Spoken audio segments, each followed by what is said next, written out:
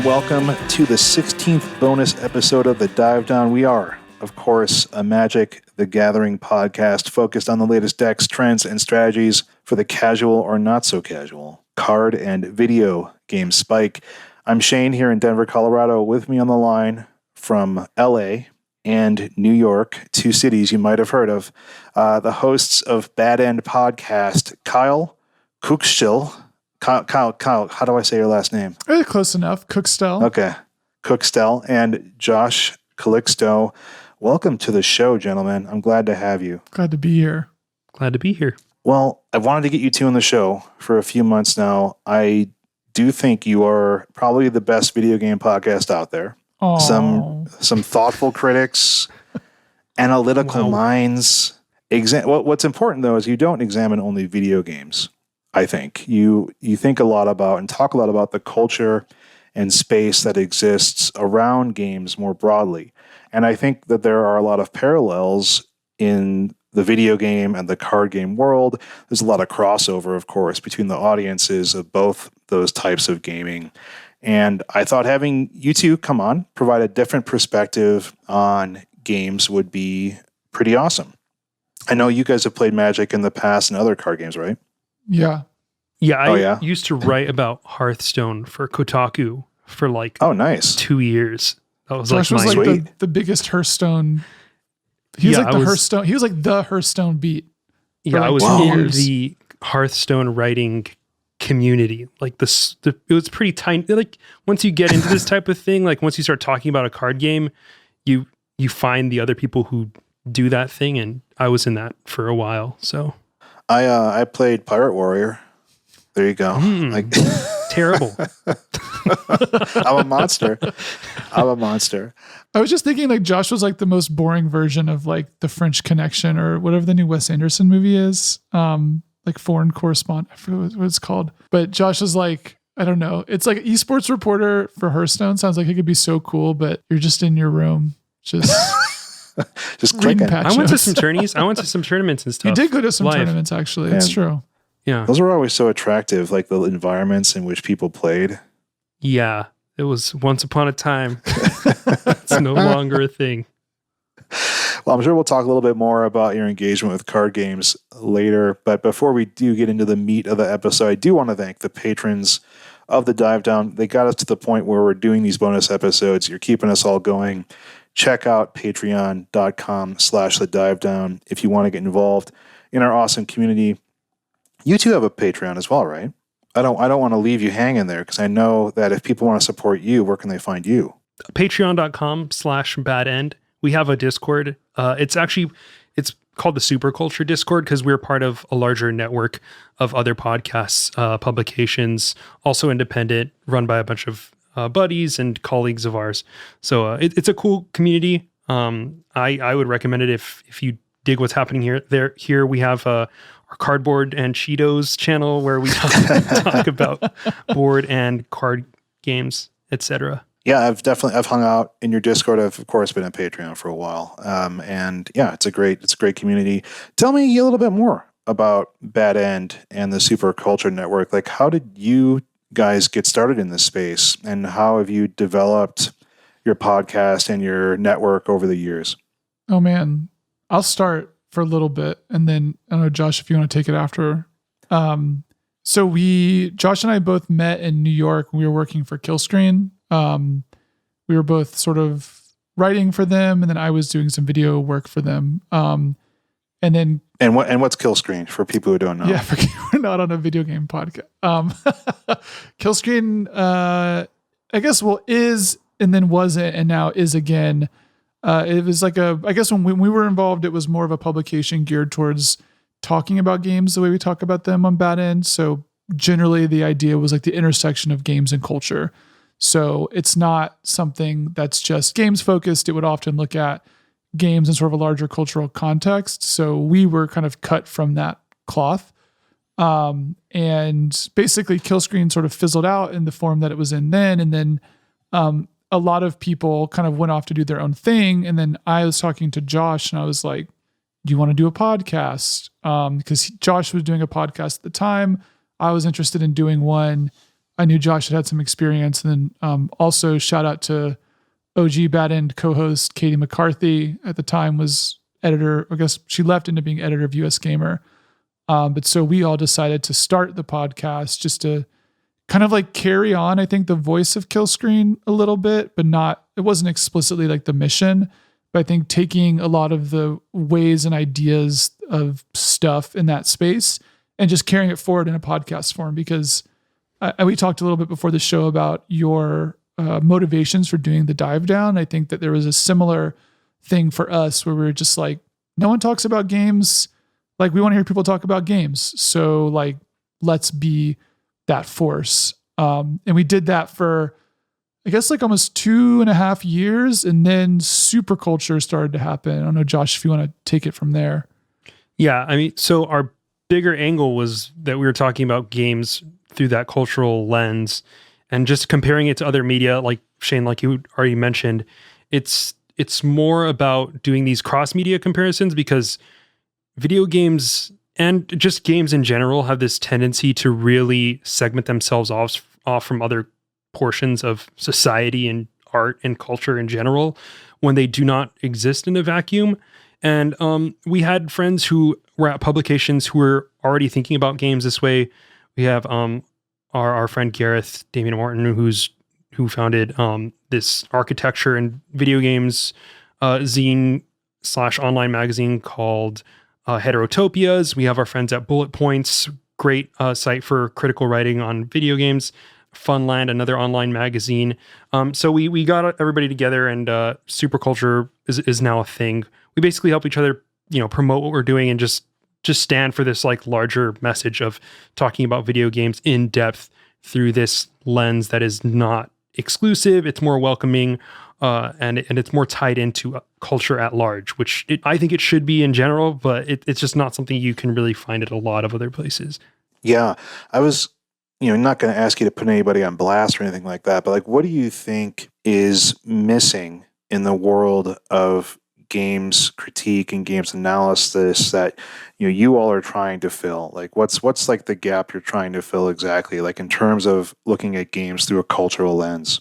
I think my answer to that is just like context. And I think like external context outside of like knowing what the difference between Dark Souls and I don't know, Monster Hunter is. I think it's realizing that games are not like, the whole existence of a game does not like start and stop with the marketing campaign that ends up producing the piece and like the key code that results in a review on a games website. So part of it for us, I think, is just kind of contributing to the discussion. I think filling in a lot of the gaps. I think, games criticism has a lot that it could do more. And I think that Superculture, Josh sort of alluded to this, but a lot of what we're trying to do is carve a space for this type of critical voice to exist and kind of be stronger together. But I think for Bad End specifically, I definitely want to, I think like just filling in the gaps, I think, in the conversation, so to speak.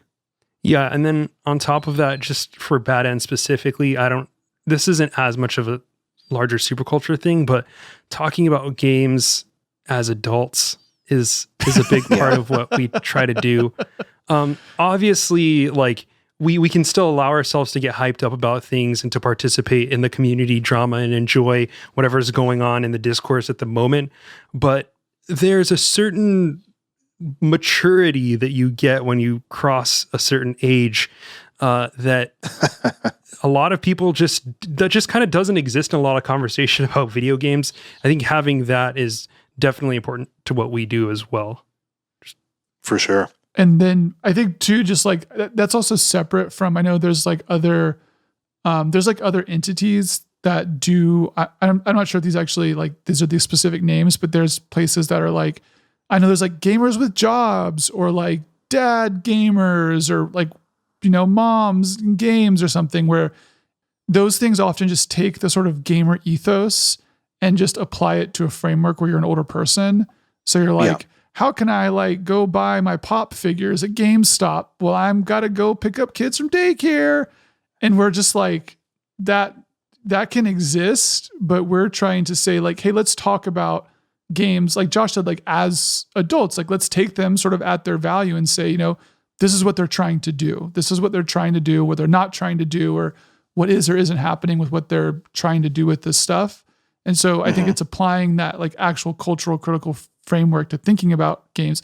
And this also sounds very pretentious, but I promise if you're interested in that, and we are not a pretentious podcast, but I think it's even just like taking a small step back from like just the hype, I think gives us a sort of certain perspective that I think can be sort of illuminating and more fun. And like, I don't know, we love games and we hate games. That neither of us feel the need to like overly lap criticism for fear of like, bleeding subscribers or something.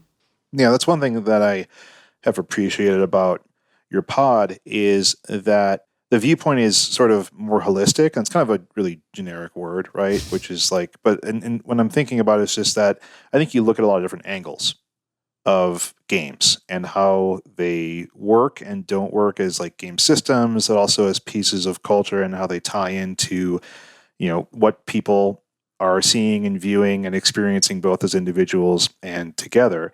And I think that's something that's really important about card games as well, and about Magic, which is like the engagement of people with Magic is extremely multifaceted.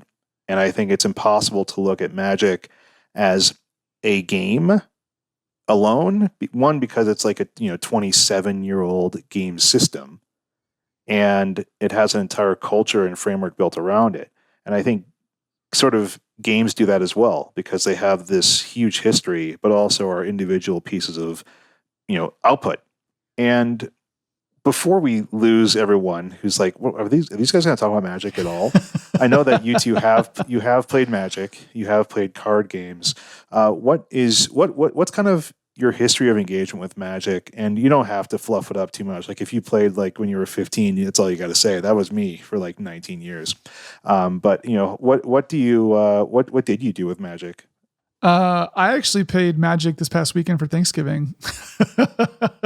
I feel like that's what I'm talking about. Yeah, my engagement with Magic, I played Magic online. So, I grew up in like I grew up in like South Georgia, like evangelical church territory. So Magic was like kind of evil. So I didn't play it a lot growing up. But then in college, I started playing Magic online a bit. Just like my friend group got into it for like a month or whatever. And then when like, I don't know, do people call it MTGA? I don't know what like the official thing to say is, Magic the Gathering Arena. Like when that came out, that was really big for me. So I mentioned this on Bad End, but like, I think that Arena for me, like really delivers on the, like the conceit of what Magic is, of this idea of like sort of dueling sorcerers, especially with a lot of like the effects and stuff. And like, honestly, like Arena is just a good video game, like on its own merits, not even just like a digital card game. And so my engagement with Magic is basically like, I'll often get into Arena, I'll play like consistently for 2 or 3 releases and then kind of dip out for 2 or 3 releases. Sure. Yeah, so, I've been there on Arena. Yeah. So my last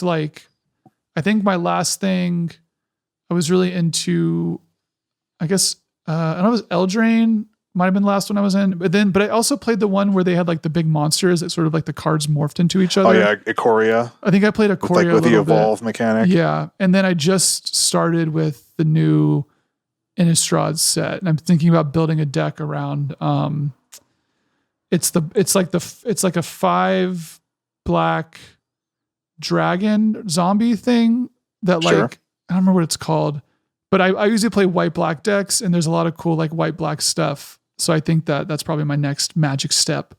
So you are like the Arena target market. It sounds like where you sort of like dip in, dip out. You'll maybe build like a standard deck or two and stay engaged for a while, drop a little cash on some packs type thing. And what about you, Josh? It sounds like I know that you play more digital card games now. How much have you played Magic in your past? Never really played it growing up. I was more of like a weeb type than a fantasy like D&D type. Started getting more into that side of things in around college, but in college it was like my friends mostly played D&D, and I got into like board games and stuff like that, but it never quite trickled over into Magic the Gathering territory. But then I got really into Hearthstone like when that beta dropped. And it was one of those things where like I played a lot of League of Legends, heard a lot about Dota 2 and Dota 1, I guess. And then, played a lot of Hearthstone, heard a lot about Magic the Gathering. And ultimately, when Arena came out, I started getting Magic the Gathering. Arena came out, I played quite a bit of that. I mostly played the draft mode. What is that? Sure. What's it called? It just draft. Limited. Yeah, I would play a lot of draft because the collecting part would take a lot longer for me.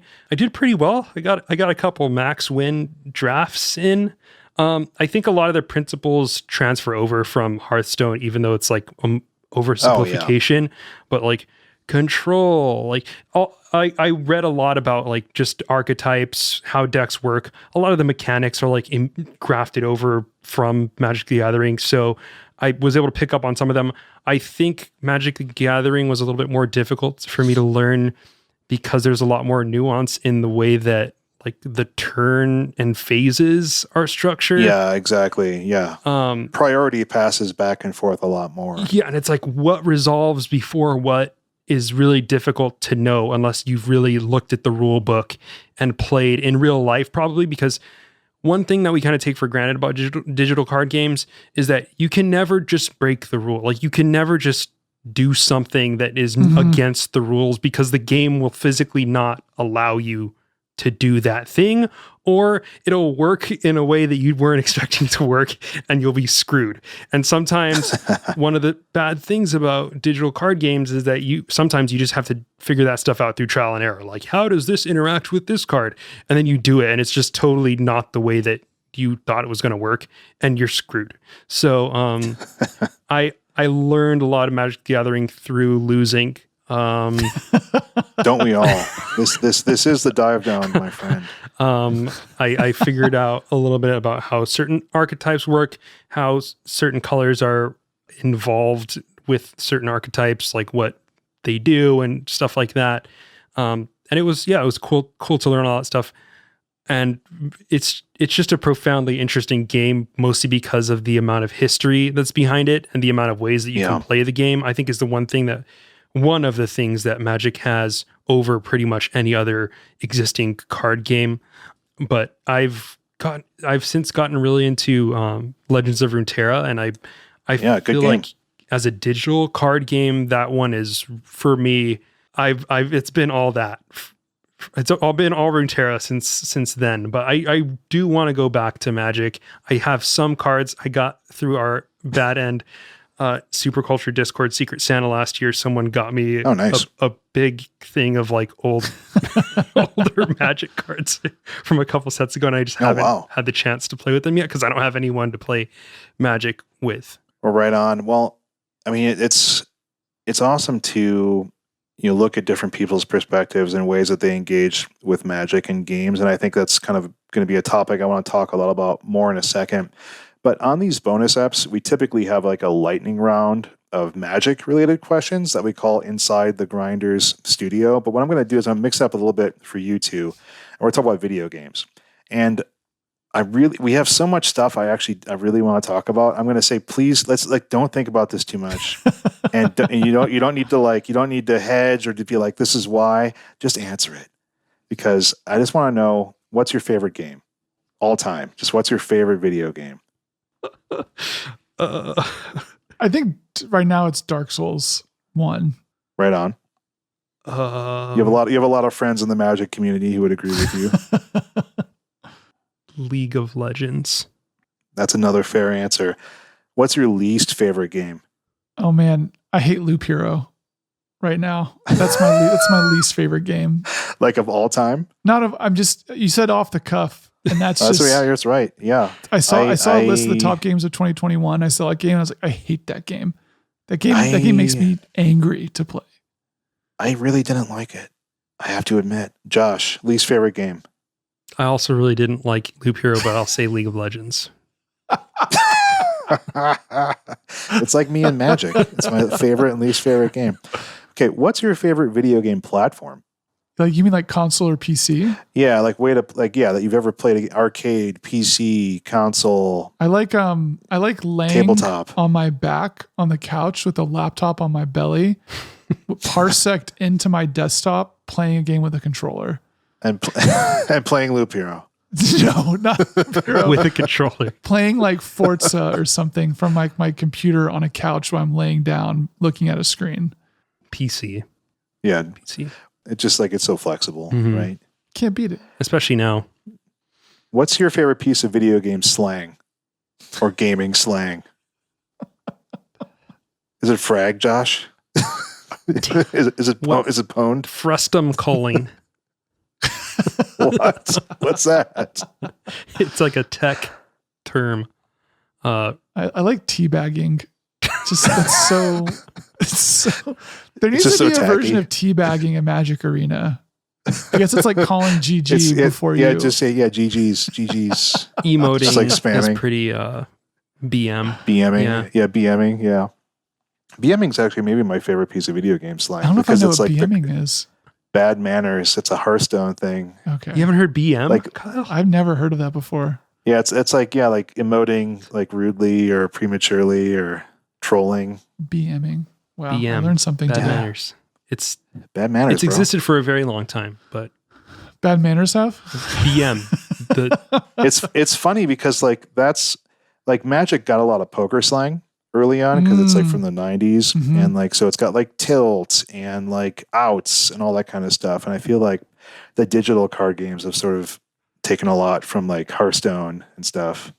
I've been watching a lot of chess recently, and like it's hilarious because there's been a big movement where a lot of streamers are getting into chess, and it's becoming like a big esport type thing. But people are grafting esports slang onto chess that already has like these very old terms for things, and like one of the things that you can do is like surround one of your bishops with like pawns, and it's called like a fianchetto, and they started referring to it as a sniper house. It's just the funniest thing ever. It goes from fianchetto, a term Sniper with house. culture and history, and they just call it a sniper house. No, Sniper that's house. just the bishop teabag, man. It's so ridiculous. This is just such a good example of like, crossover gaming culture. Like it's just like people want to engage with a game and like take along all of the culture that comes along with stuff they already know and like make it relevant to them, right? And I think that's what's interesting about, like, you brought up the chess streaming is I kind of forgot about that, like, because it's been pretty in vogue, and like I think like the streaming of it and the esport of it has definitely had to sort of learn what makes other esports work and tick, and like what makes those cultures tick and what makes people engage with them, and then sort of like graft it on to like a perfect strategic game. This is related to, I have this like theory that is not really a theory, but it's still kind of a theory, which is that like every single media platform goes through this like this moment of someone explains how to make a steak. Like it's a sign of like a certain platform maturity where some piece of content on that platform discusses how to make a steak, and like it's something about like the format of a tutorial, food, like picture material kind of like shows the workings of what makes sense on the platform. So like the way you show how to make a steak on TikTok is like very different than how you show how to make a steak on Twitter or something. And I feel like it's sort of similar where these like, I don't know, something like chess has to kind of move through the cultural filter basically such that it can be on Twitch in a way where someone can teach chess on Twitch in a way that you wouldn't teach it if you like, I don't know, you were watching a YouTube video or you were learning about chess on Twitter or like even on like a forum post or something. It's like chess is like, I don't know, it's got the same kind of characteristic where everyone sort of knows how to play chess, but learning it in a way kind of reveals what is intrinsic to the platform that chess thing appears on. And because it's been around forever, you can then kind of compare and say like, well, what does it mean to learn chess on Twitter versus Twitch versus TikTok or whatever? Yes, that's astute. I mean, because it makes me think like when I get into games like a couple times a year, and what I mean by that is like a new game, right? Like a whole new game system. And like what it means to like learn and understand how like a Dark Souls works, or like how a new card game works like Runeterra, or like a new card game like Flesh and Blood or something like that, right? Where it's like, here is an entirely new world that you have to understand. And that could be chess, and that could be anything, or it could be like Valorant, which is something I've tried picking up this year too, right? And that learning experience, and like either the hurdles that are in front of you or the doors that can be opened for you in terms of the educational experience, I think makes such a difference in terms of, I think, getting into it fast and then sticking with it, right? And that's kind of a side conversation. It's not exactly I think what you were talking about, but it made me think about the ease of accessibility, and then like kind of like how early your first plateau is like really important, I think, for kind of at least my engagement with these kind of games and game systems and like game environments. And that kind of gets me to the next question too, which is like, what do you think makes audiences engage with games? Like in terms of like specific, like in terms of a new game or that comes out, like what makes people engage with a game, or perhaps like gaming on the whole? Like what about it it grasps people? Right now, I was actually just thinking about this not that long ago, because right now Runeterra is in that weird mid phase where an expansion came out a while ago, and like they're on the verge of announcing a new one, and people are just kind of like falling off it. But we had this expansion. There was this expansion in Runeterra a while back where there was this one deck that was just oppressive, intense, really annoying. A lot of the big streamers almost wanted to quit. It was the Azir Aurelia archetype, for anyone who's ever played Runeterra. But during that period, a lot of streamers just stopped streaming for a little bit because they were just like, we're going to come back the next patch, fix it, we'll come back. But it made me think, well, geez, balance is so important to the health of a video game and whatnot. But then it was like, now we have this era right now where the meta is generally agreed upon to be pretty good in Runeterra, but we're at the end of that phase where a new expansion is just on the verge of being announced, and there's still like a relatively low amount of engagement with the game, publicly at least. I don't know what the numbers are at a more generalistic level, but it makes me think like, what's really going on here? I feel like the real reason why people come back to games nowadays is for the novelty factor and just having new stuff to engage with, new quote content. I don't think that video games were always this way. I think that people used to be a lot better at getting their own experiences, extracting experience and quote new content out of experiences that were not patched, that didn't really change over time. But now that is part and parcel of the entire experience, is just this novelty factor. And I think that to me is what keeps audiences engaged in 2021, at least. No, I think that makes sense to me, but like I haven't thought about it in that fashion, where it's like how do you think that's different than gaming maybe 10, 15, even 20 years ago? I think we talk about this a lot on Bad End, because I think we're older. For everyone who's listening, we're both like 30s. So I think that one thing that we really take for granted, that like Josh and I are both employed, we have jobs, like buying a video game is not like a huge thing for us, where like, I don't know, I grew up like middle class, like I got 3 video games a year or something, maybe, on like a lot of like Blockbuster rental stuff. Yeah, like you went and got like Bart versus the Space Mutants, and you're like, I hope this is good. Yeah, or like you did the free games were like America's Army or something, right? Like there's like not. I think the one thing that we really I think we continually discount, not because that we're trying to like be I don't know, we're not trying to like specifically ignore it, but I think that the quality of what is free now is like insane. And I think that the change has to do a lot. I mean, Runeterra is free, right? Like there's a lot of the change, I think, is the fact that people have, I'm like, I'm not a huge believer in the concept of the attention economy, but I do think there is something salient there. The attention economy being this concept where there's like, I don't know, there's some limited number of 15-year-olds who have some number of hours per week that they're going to do activities for. So this is how Netflix says that it is positioning itself to compete with like Epic for like Fortnite, blah, blah, blah. This is like boring business stuff. But part of that is that like, I think the engagement factor is there's a different sort of calculus now where if you have a game that's free, that also means that in a way, like you have sort of no sunk cost outside of your own time for continuing to engage with that. And not only that, that means you can kind of abandon that if something else seems like it's more exciting.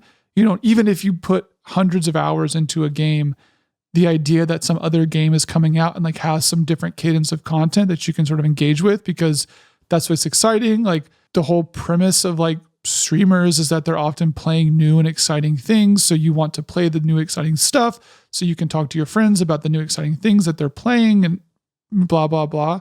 So I think what happens is that there's a different sort of, there's different forces that are more actively pulling you away from the thing that you're currently enjoying. And would even tell you maybe that like you can't enjoy that because it's more exciting over here. And I think that's Josh is kind of alluding to this a little bit where I think there is a little bit of a grass is always greener mentality for people. And I think that the most happy people that I perceive are the ones that actually just stick with the game forever. Like people who just play Apex all the time or like Destiny.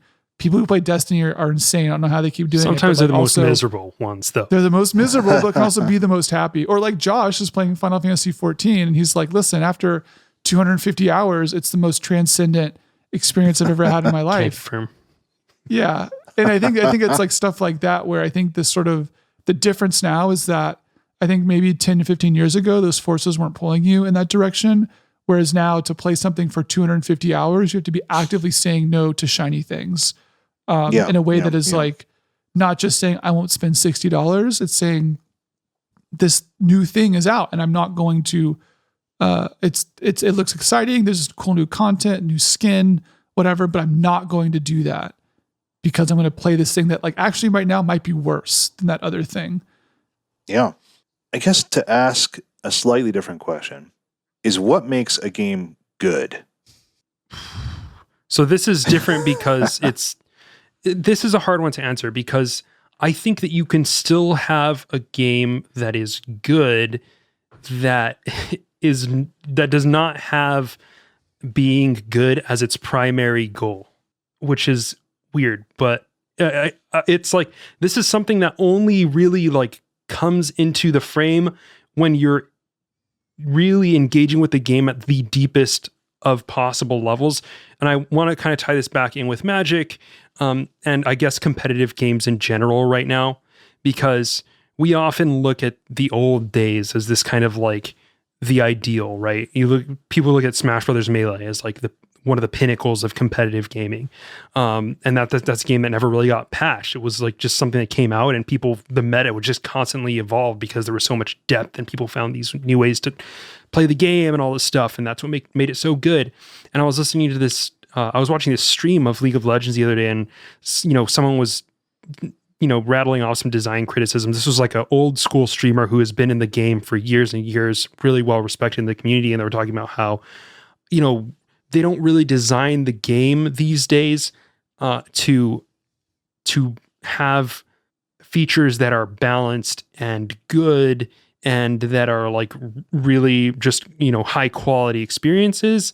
And it's more about just doing something different or making an interesting design decision that is there to make the players say like, oh, this is such cool design. It's like design for design's sake. I would sort of paraphrase what they were saying, which is a really interesting thing because it's one of those things where you can play a game and be like, this design is really, really cool. But at the same time, really not enjoy the experience of playing the game, or for people who play League of Legends all day, really just not enjoy playing the game that way. But it's weird because it's like, it's good on the level of like, it's novel design. It's doing something different. It's trying a new approach. It's not good in the sense that it is not as pleasing to some certain parts of the player base, right? I can't speak for all the player base, but I think that's one of the big conflicts that's happening in games right now. And I feel like this is relevant to Magic as well. I don't know as much about where the community is right now. I know that there's been a lot of controversy around Magic in the past year or so. Yeah, I'd say for a few years, sure, for a few different reasons. But I don't know if that kind of conversation is part of what factors into it. Yeah, Kyle, I want to hear what you think makes a game good, and then I think we can get into more about kind of the strengths and weaknesses of Magic and other trading card games related to video games. Yeah, I think for me it's a lot of different things. I think it's the boring answer is that it's totally subjective. It's I don't know, what is a good book? Chuck Palahniuk can be really good when you're 15. Not sure when you're 35 if you're reading that, if that would be a good book. I think for me specifically to I don't know, speak somewhat subjectively as well, I think something's got to hit me in a special way, which I know is nebulous, but Josh and I both have been playing video games forever. It's my job. It's literally my job to make games now. It's something where I've seen so much stuff that I am a little bit of a fiend for something that feels new, which, and that newness is I think that I have this idea of a lot of indie games, especially I would describe as they're aesthetically progressive, but mechanically traditional. So they'll be the most beautiful game you've ever seen. And it's a 2D puzzle platformer. And you're okay, I get it's beautiful. And you look great when you're showing at E3 or whatever. But I've played this type of game forever. And so I think that sort of beyond aesthetics, something that kind of, or something that engages with the aesthetics in a way that is meaningful to the gameplay experience. I think something like the democratization of the way of creating games hasn't necessarily led to people developing new ideas of interaction mechanics. And so I think for me, it's something that is doing something a little new. Yeah. Are you looking to be surprised? Is that something that you're hoping for these days?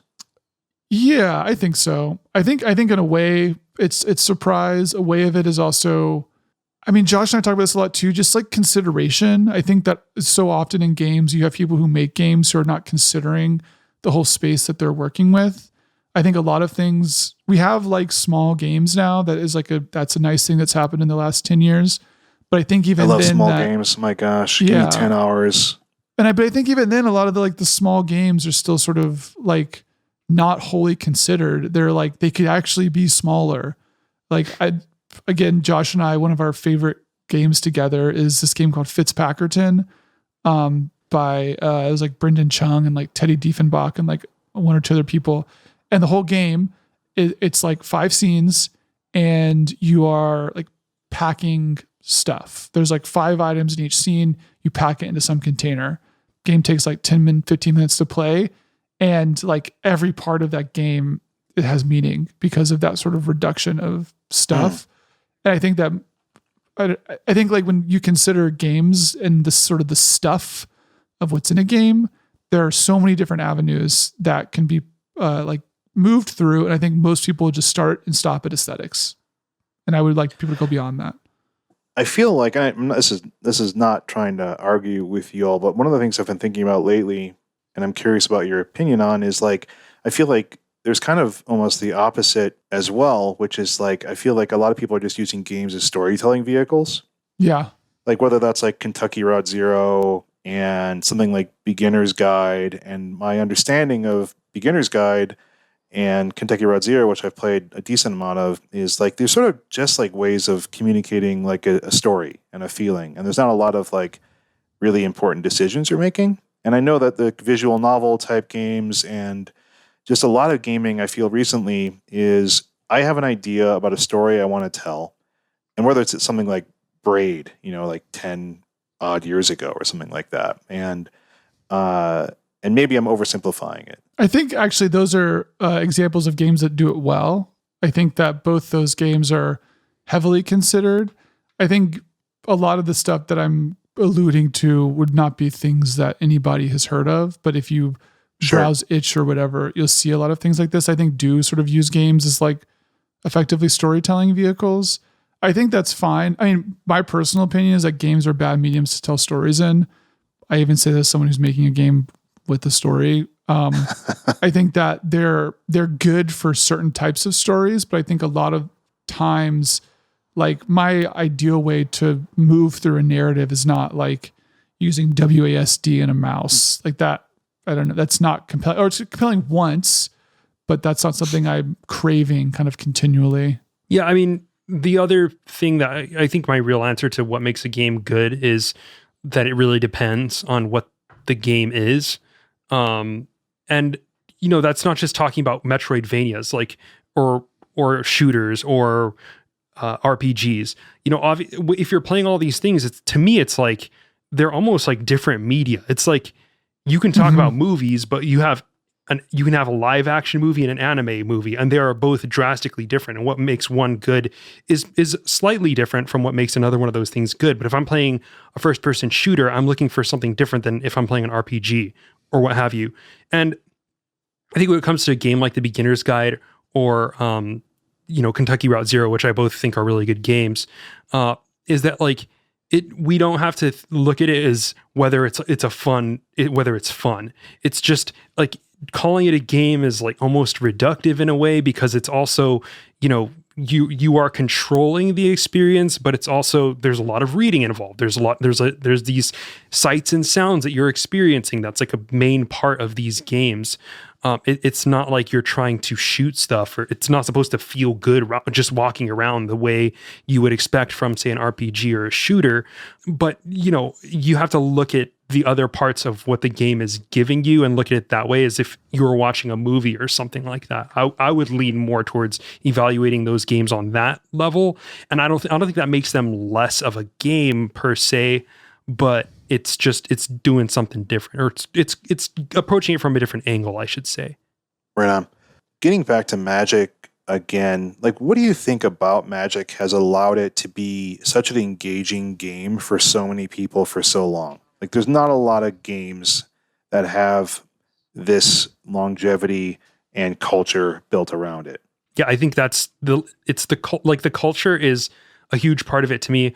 I think the amount of options that you have is a huge part of that. Like, just the amount of ways that you can play Magic is nuts. And people will talk. I have a buddy who's really into Magic, and he plays these modes that I've never heard of, or I don't even know what you call them, but I'm like, well, how do you play this stuff? And then there's, I have friends who play Commander and stuff like that. And I'm like, oh, that seems like a good way to get into playing. I would love to do drafts, because to me, like, I like the concept of drafting, but that's such a different way of playing the game than if you were playing Commander, or if you were playing Constructed, for sure, or what have you. And just all the different formats that you can play. It's wild. That makes it a little bit more complex. But yeah, I think there's that whole thing where you can play the game the way you want to. I think one of the other things is that this game has a history, which is something that a lot of other games don't have. I think the fact that there's context around stuff, that's one thing that I'm really starting to learn as I watch more chess, is like, it's really cool to have a game where there is a history, and there's stuff that is in the database of how people played this game 100 years ago. And you can still learn from those things and still take from those things. And it adds this it really bolsters the culture of the game, A, and B, it gives it a sense of this internal culture, which I think is one of the really fascinating things about Magic to me, is that people have this shared sense of coming from somewhere and knowing where their game came from, and having this appreciation for it beyond this thing that can kind of just like, crumble into a billion little pieces the way that a lot of modern digital games seem like they are wont to do. Like they always seem like they're about to just crumble into nothing. But Magic feels like it's founded on this really neat foundation, which I think is something that I really like about it too. There's like a I don't know if it's like a law or like a theory. I think it's like a theory. I don't remember. It's the same thing as like Occam's razor, but whatever that is called as a group. But this like theory is that things, it sounds sort of stupid to say, but it's that things that have been around a long time will probably continue to be around a long time. So like a chair has sort of like survived time. A chair will probably be with chairs for a very long time. This comes up a lot with programming languages because there's a lot of new programming languages, especially in the past 5 years. But a lot of people find themselves working with languages that have been around forever because they gather this, I don't know, like you could call it like a culture, basically expertise that gets built against it forever. Things get built on it, whatever. I feel like Magic is sort of like that. It's a game that kind of predates like games culture to a degree. And people have now grown into it and have kids who are now playing it. And I would say that it's got this big factor of just, it's been around forever and it's had the benefit of having really good custodians, but at the same time, like, I think you can't really discount that. Like it has like a huge first mover advantage. It's sort of like the first game to have done this to this scale. And like the other thing is that, like when you think about like the stuff of Magic, it's actually like very simple in terms of its pieces. You are like playing cards that have rules on them. The designer of like Space Kim and other stuff, Zachtronics, has this book called Zach-like that he writes through his design thoughts in. And one thing he talks about is cargo cult games, which are games that people make kind of like with or without knowledge of other games and trying to emulate them. And I think that Magic has this really special thing, which is that like every kid has probably invented Magic without knowing that Magic exists. So something about it being this formula of like, I'm playing my card that has rules on it against your card that has rules on it. And like Magic sort of did that first. I don't know if it's actually first, but it did it and it continues to do it very well. So it's not a huge jump to say like, hey, my game I made, there's actually a real version of this and it's like cool and I can play it with friends and like it is a community. So I think it's sort of got this like cultural cachet and being a design that I think is very like, even if you don't know how to like quote unquote play Magic and you haven't read the like 600 page PDF of the rules, like you kind of can pantomime it and get a sense of what it should be like to play. So I think that it kind of gathers this sort of, basically Magic is that game now. It is that game that you play that has with cards with rules against each other. And so it will continue to be that game probably forever. Here's hoping. One of the things that and we talked about this, about half an hour ago or so, which is like, what are some of the things that people have contentions with related to Magic? And one of them is kind of the dismantling of the competitive scene around Magic. And there's a few, I think, pressures on that. One is the return on investment that Hasbro / Wizards of the Coast was seeing. One, of course, was COVID.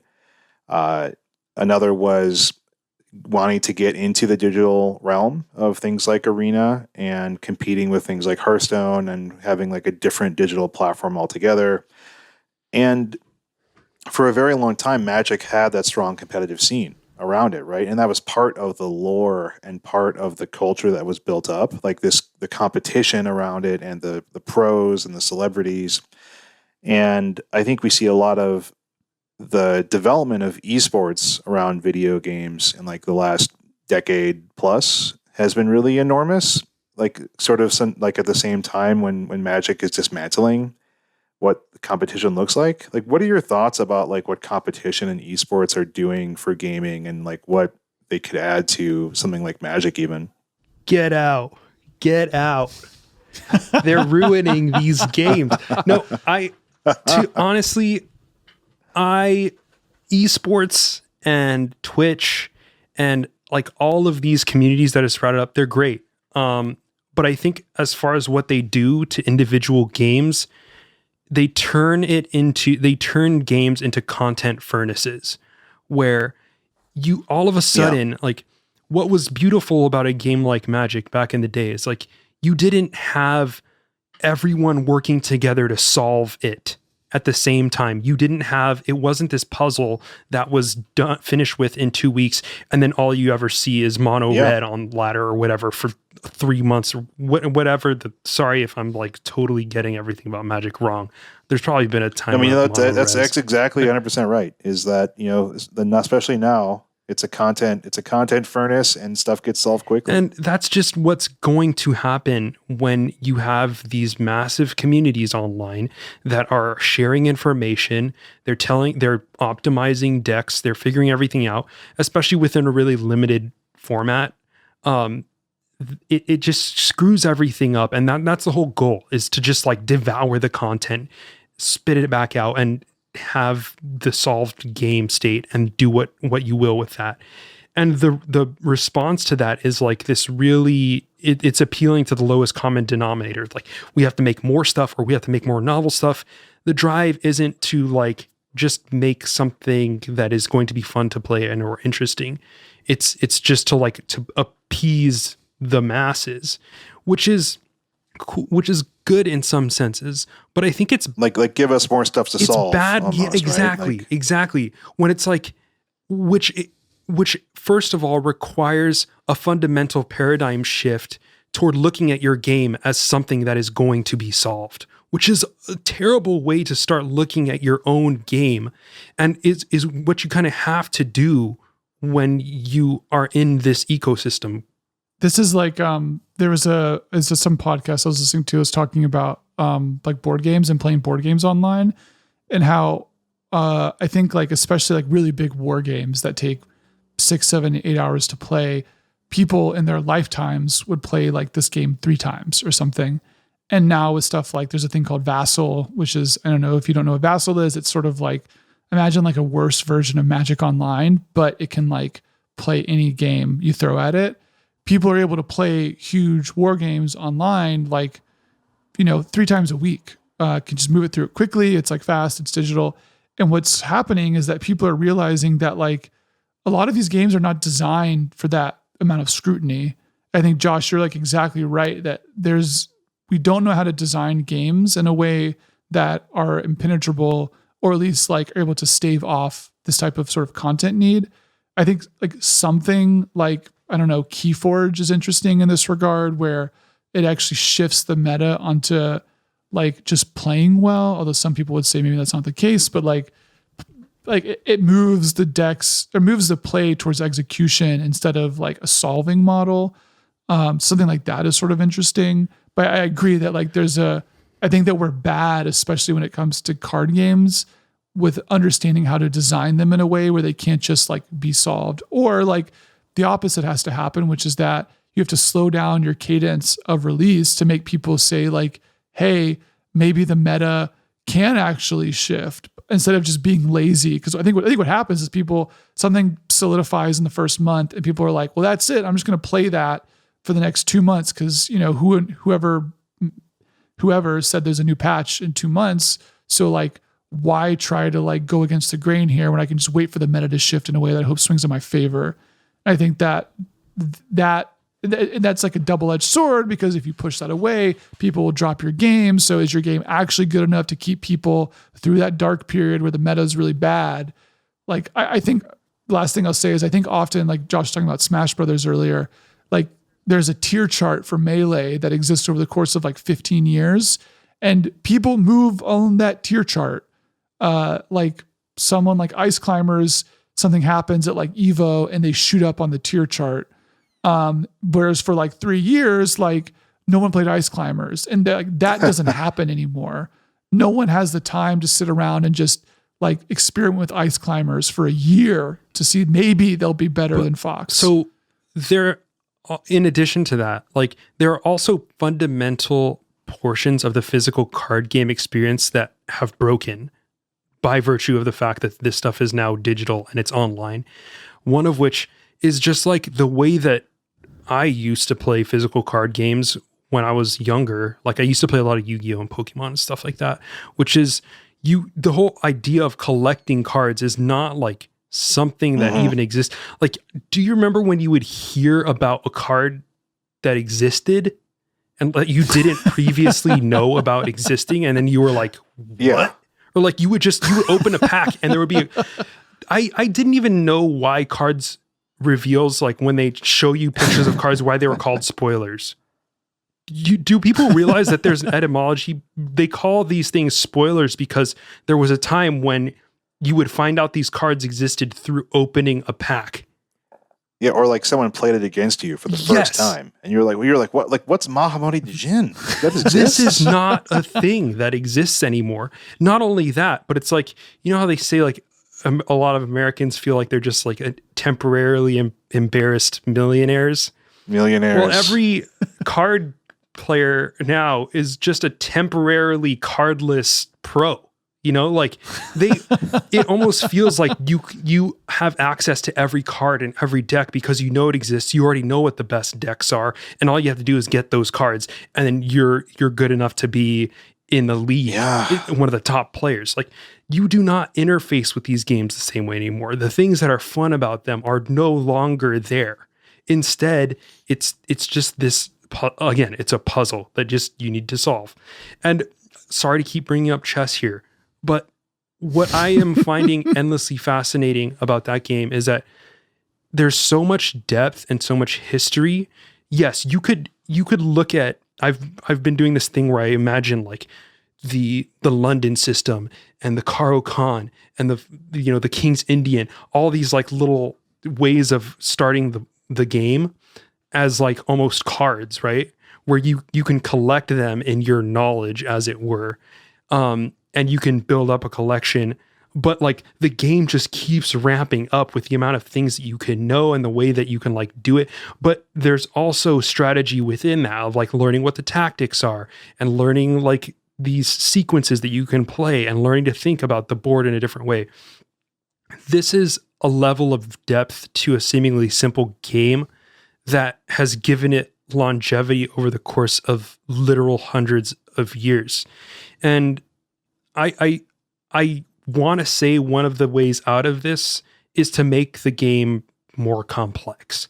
I have no clue how to do that, but Magic already has ways of doing that, which is just like making different ways of playing with the rules, you know, like I think that's one of the things about the formats. I think that's something that they should really lean into, is just the different amount of ways that you can engage with the game and add more paths to complexity.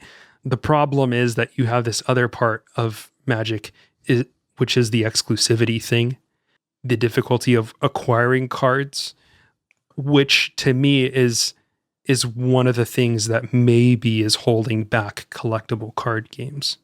Yeah.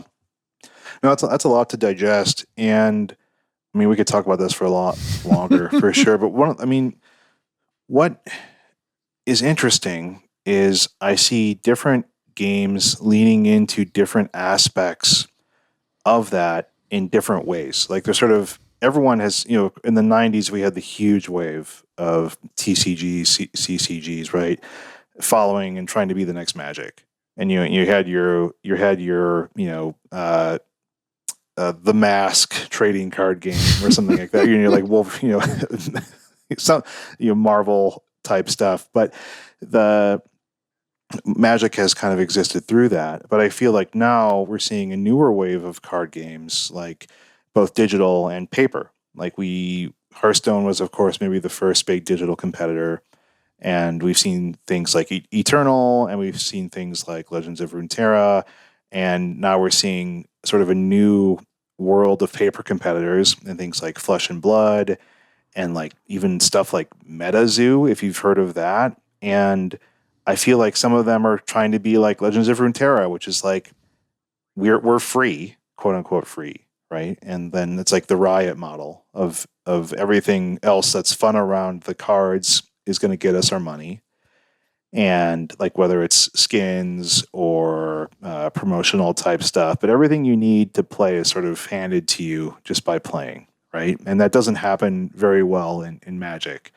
And then I think there's games like Flesh and Blood, which are trying to go back to the OG Magic environment, which is like, this is paper only. You are going to have to pay for these cards and play in real life, and we're not going to have a digital environment for this because we want it to be competitive and have a way for people to win and, you know, test their mettle against other people in real life and look their, you know, opponents in the eye and not just have like some screen name across from them type thing. And then there's weird things where it's like Gods Unchained, where it's like these are digital assets that are NFTs, right? Where it's like this new idea of what ownership of an asset even is, and like what it means to like have a digital asset that can be bought and sold by players. And I guess where I'm going with all of this is like, where do you two see card games going in the future, and where would you like card games to be going?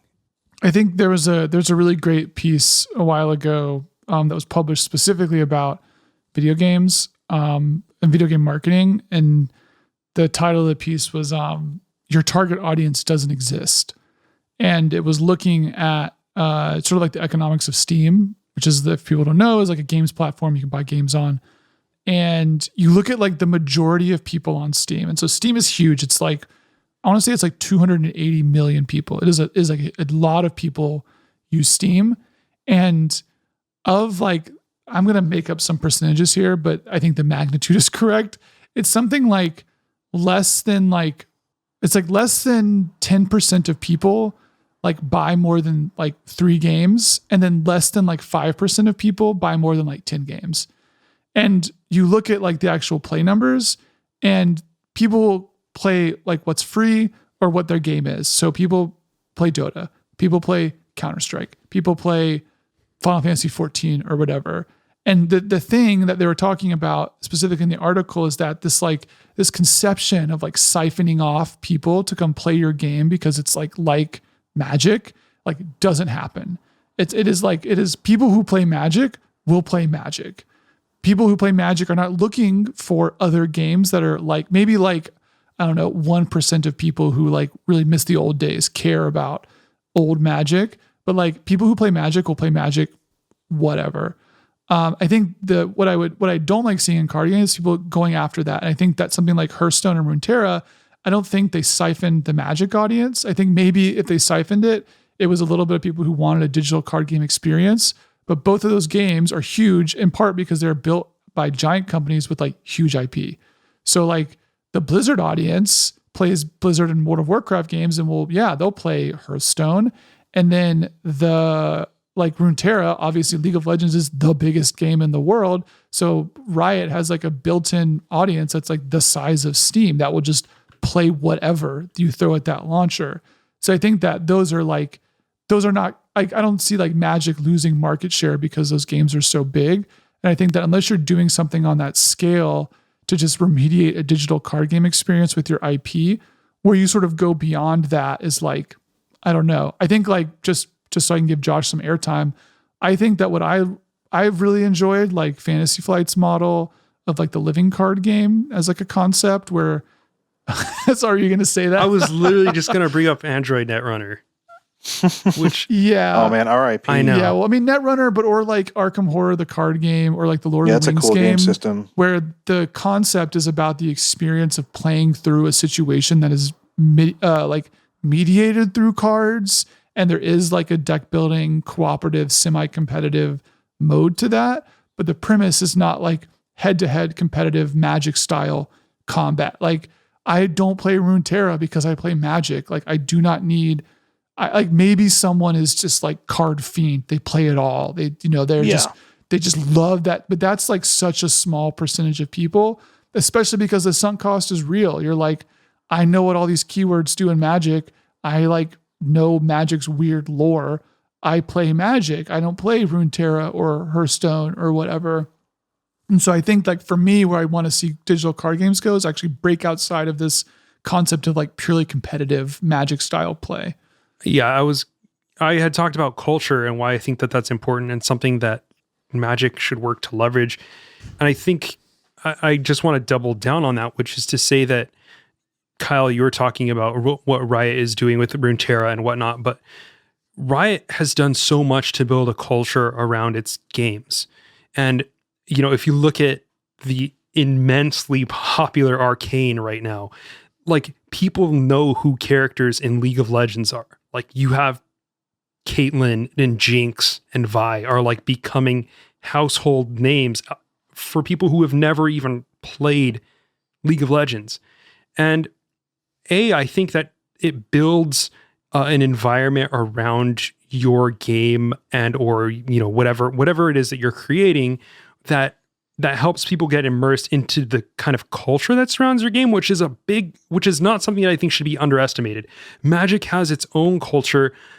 I think I would not say that the culture currently revolves around the aesthetic or the characters. Like, I don't know, like, I feel like Nicole Bolas or Teferi are, they're cool characters, but I don't know if they are being leveraged well enough right now. I don't know if they have been like modernized to the point where they're going to like bring people to the game more.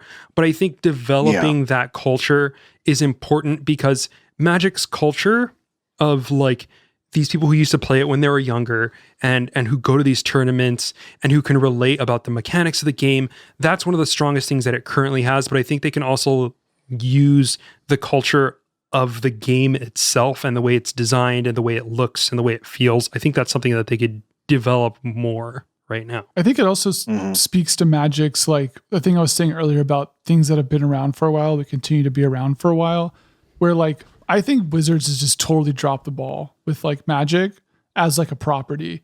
Like they're like this giant loss leader in the competitive card game space and have done like nothing. Like, I think this concept of like, even like when transmedia was like a big concept in like the late 2000s or whatever, or like ARGs or like whatever, they're doing such a bad job and Magic is still so big. And I think that like they can basically just sort of like, if they wanted to, they could sit back, release sets forever and it's fine. And I know they're like changing some stuff and they like are pushing like 4 new games. They axed one of them to try to do this like Riot style thing. But it's like, I think like Josh, you're saying, there's like, no one cares about who Teferi is or like this, like, they're like weird, like. Yeah, they've done such a bad job making their superheroes. Or just anything. Like there's just like no, like they do some like lore posts or whatever. Shout out to Roy Graham. You're doing a great job, Roy. But it's like, no one cares. Like there's nobody cares. Like, unless you're a Magic person, like there is just like zero outreach. And, like, I know people groan when people talk about inclusivity, but that's important too. Like, you got a lot of people out there who are not men. No, that's the thing, right? Like the game is like predicated on this like directly competitive, aggressive, even if you're playing a control deck like a weenie, like you're you're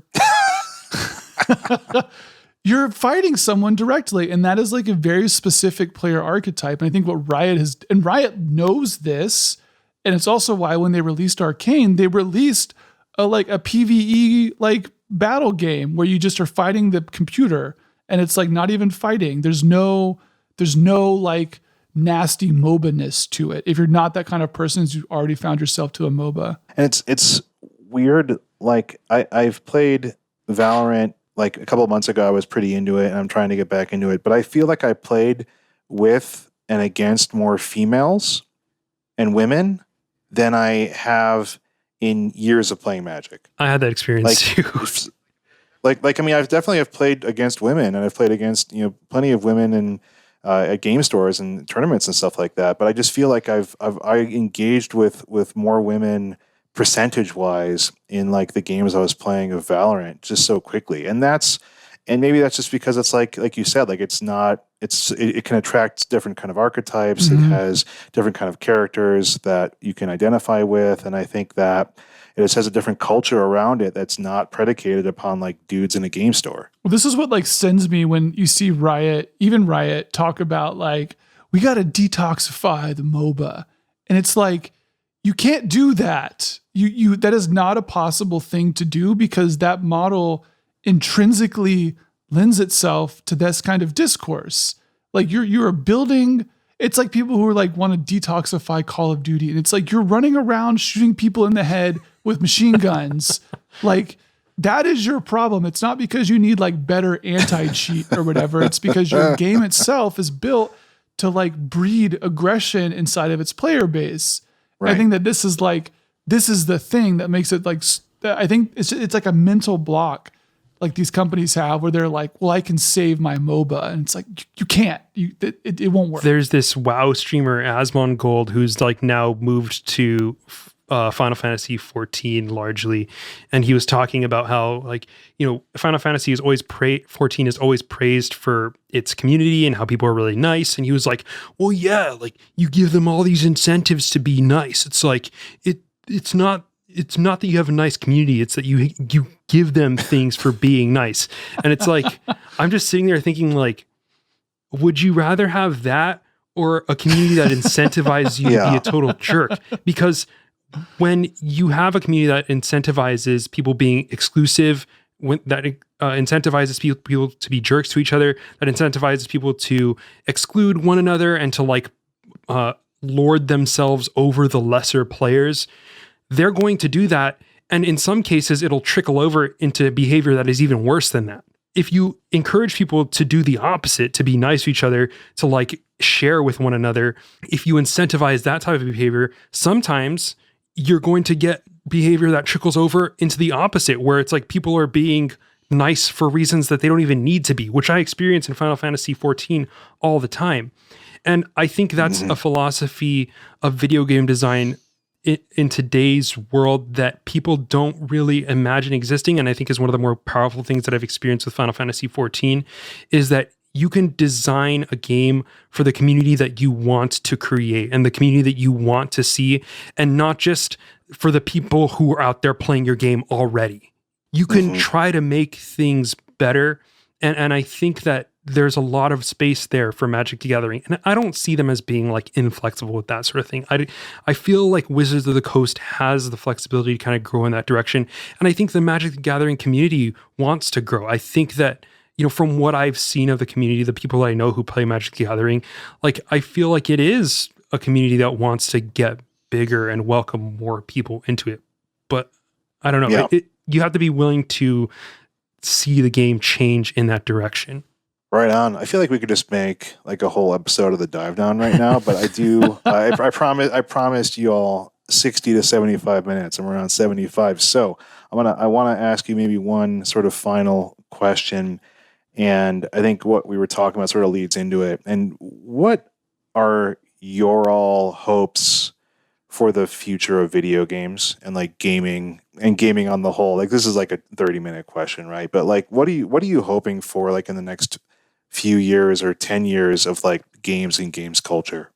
I want the community to grow. I want it to include people that like we've had over the past decade, this weird like friction of people wanting video games to be more popular, but also being annoyed that it means that you need to make space for like women and like people who are of different abilities and stuff like that. And I think that we're starting to realize that actually it doesn't need to make games worse necessarily. I think some games have gotten worse. I think that some of the transitions have been awful. And I think it's short-sighted to say that that hasn't happened. I think that some games have like absolutely failed at bringing people into the fold. And because of that, it makes it look like the goal itself was bad to begin with, when just the execution was off. But I think that games can grow in this direction of being played by everyone. And I think that that can also make games more interesting.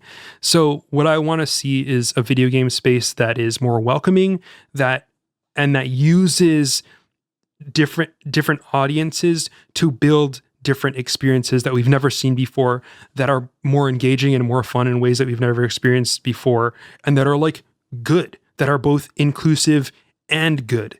You know, I don't want just inclusivity for inclusivity's sake. I think that both of those things can enrich one another, and I want to see it happen. I think for me, I'm like, I mean, Josh said the nice one. I agree with everything Josh said, but I'm also like, I mean, my answer in some ways is I'm not sure what the future, I don't know if there's a future for video games. I'm like way more pessimistic about it. I think especially like being so close to criticism for so long and like watching video games for 20 years, like the medium doesn't want to move forward. I think it's like people, like you look at the biggest releases of this year, you have Age of Empires 2 in the form of Age of Empires 4. You have basically Halo Infinite 3 2 in the like guise of Halo Infinite. And last year you had Warcraft 3 remastered.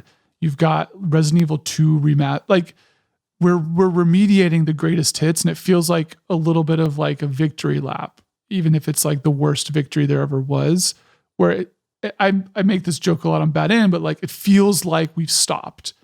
Like we do not know where we go next. And I'm not like a believer in this like concept of the metaverse as some like ridiculous concept, but like where video games go, I think like, I don't know, man. Like, I don't know about, they won't go away, right? In the same way that like people still play D&D before 5th edition came out. Like it will still be a thing, but this time and place for it to be this dominant cultural object that is like bigger than Hollywood or whatever, I think is like going to go away. I think we will start seeing like, I don't know, I'd say I don't believe in the metaverse, but like I do think like the future, and I think it's sort of related to what Josh is talking about, is that I think more games will start to feel more like experiences that are social and collaborative. Like I think like this sounds so stupid, but the like in Blade Runner 2049, that like woman who makes those worlds,